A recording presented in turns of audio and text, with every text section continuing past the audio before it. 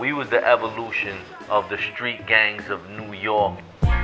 We the pioneers of this polo shit. Ain't nobody do this shit before us, not the way we did it. We the reason it's all over the world.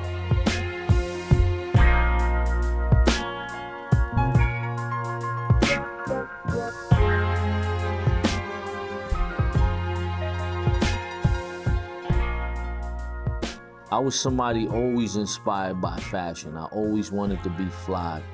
I was born when hip hop was born, so I was able to see everything as it developed and as it evolved. So I always evolved with the styles of the fashion within hip hop.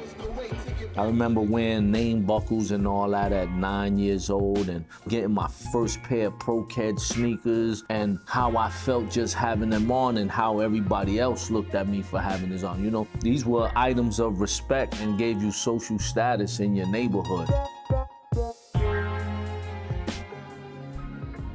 New York in the late 80s, it was crazy, chaotic, it was wild, especially for, you know, the areas Brooklyn where lowlifes came from. Killings, shootings, robberies, like, you know, the crime rate was out of control and robbery was always a way to survive. Where the fuck your black ass going, man? Fuck your white ass. The attraction to boost Ralph Lauren, it was his turn to get stolen. You know what I mean? Because everything got stolen. Everything was based on just us being poor and our parents not really providing us with the things we wanted. They might have gave us the things we needed, but the things we wanted couldn't be afforded. You know, it's not Ralph Lauren's fault. We didn't really target him from that sense. He was just part of our evolution of all the things we were already doing. Yo, my name is Ski, the Godfather Booster. You a black nigga? Steve Austin, bionic booster. You're bionic booster. Big Victor Barbarian, undisputed thief. So once Polo came into play, you seeing the variety that they kept bringing. I used to see my man Beck Live come around, throwing up the big flags and things like that. Like, these are the things that used to inspire us. We was inspiring each other. To actually come back with some high-end stuff from Fifth Avenue and wear it in the projects, it made you somebody, man. Not only was you fly, you had to be somebody to wear these things, because they'll get taken from you if you didn't have a certain status or certain form of respect.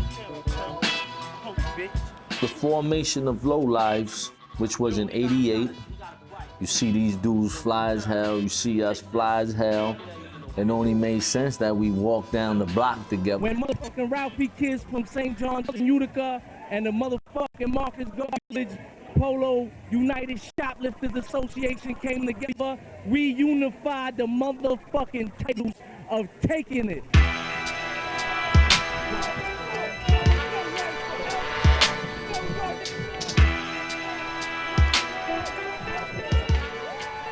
Just coming through, the way people used to react when they saw us was one of the main things that had us together.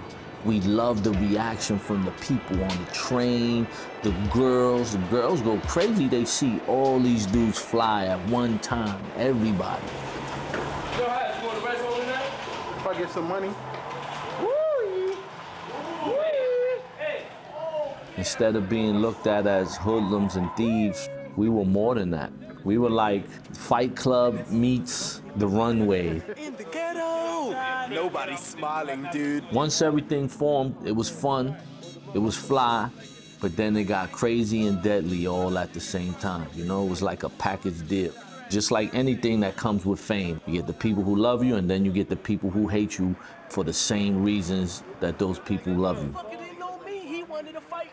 On the train, you'll get robbed. Polo Goose, you could get murdered.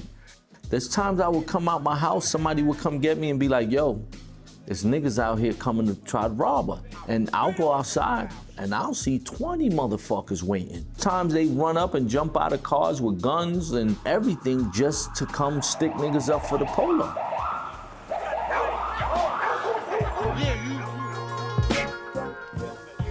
When I started making my music, for all the people that died when all of this began and all that, I made sure they were never forgotten.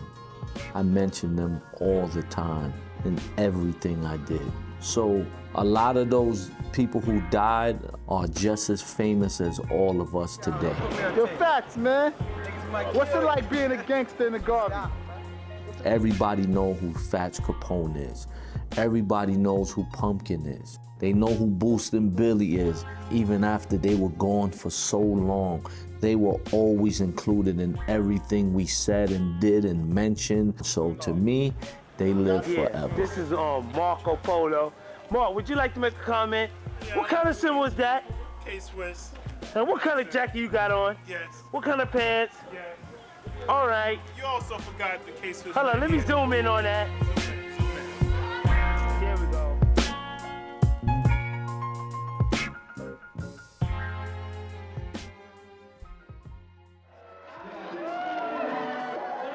Once I became an artist and an entertainer and started making noise musically, then the story really spread. You know, chapters started growing in all these different countries.